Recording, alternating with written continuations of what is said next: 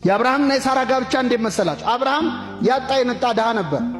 ከቤት ንብረቱ ከቤተሰቦቹ ጥሎ ድንኳን ይዞ በድህነት ሲወጣ ሳራ እንዴ የት ልታኖረኝ ነው? እኔ እኮ ያገባሁ ልኖር ነው እንጂ ልንከራተት አይደለም አላለችም። ተከትላው ሄደች። የባሏን ህልም ተከትላ የምትሄድ ሴት ነች ሳራ ማለት።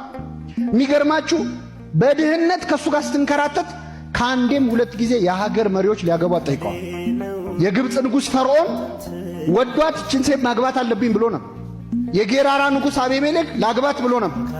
ከአንዴም ሁለት ጊዜ ከሀገር መሪዎች ይልቅ ድሃውን አብርሃምን መረጠች።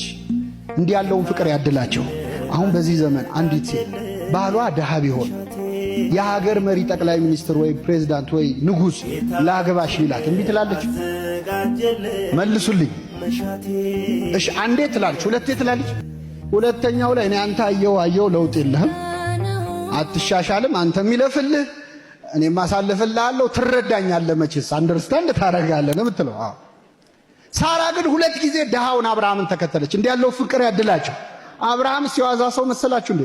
አብርሃም ሚስቱ ሳራ ሳትወልድ 90 ዓመት ነው የታገሳት። ስንት ዓመት? 90 ዓመት። እሷ መታገስ አቅቷት ከገረዷ ወለዳለች። ምናልባት ከሱ ከሆነ ችግሩ ብላ ቼክ ልታረግም ይሆናል። ከገረዷ ወለደ፣ አስወጣልኝ አለች፣ አስወጣላት። 90 ዓመት ሙሉ አንድ ቀን ፊቱን ሳያጠቁርባት ሳራ ታገሳት። የታገሰ ከሚስቱ ይወልዳል ይባላል። የታገሰ ከማን ይወልዳል? በ90 ዓመቷ ልጅ ያገኘች። ለአብርሃም ትዕግስት ብሎ እግዚአብሔር ሳራን ልጅ ሰጠ። ምናልባት በ90 ዓመት ወለደች ሲባል ምን ያደርግላታል ከዚህ በኋላ? አሁን 90 ዓመት ወልዳ እንደው ትንሽ ቀደም ቢያደርገው እግዚአብሔር እንላለን እኮ አንዳንዴ።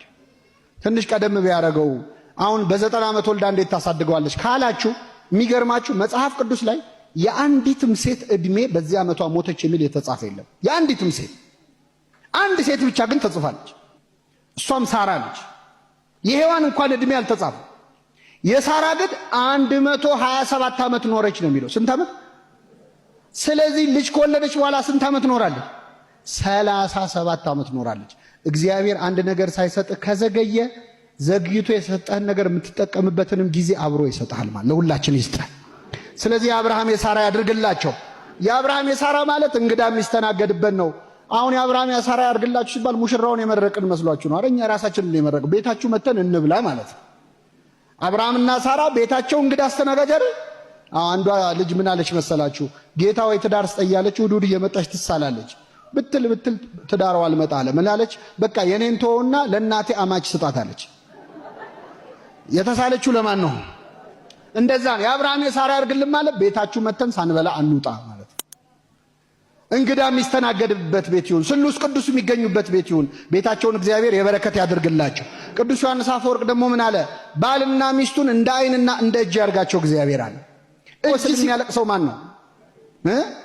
ዓይን ሲያለቅስ የሚጠርገው ማን ነው? እግዚአብሔር እንደዚህ ያድርጋቸው። የሰማነውን በልቡናችን ያሳድርብን።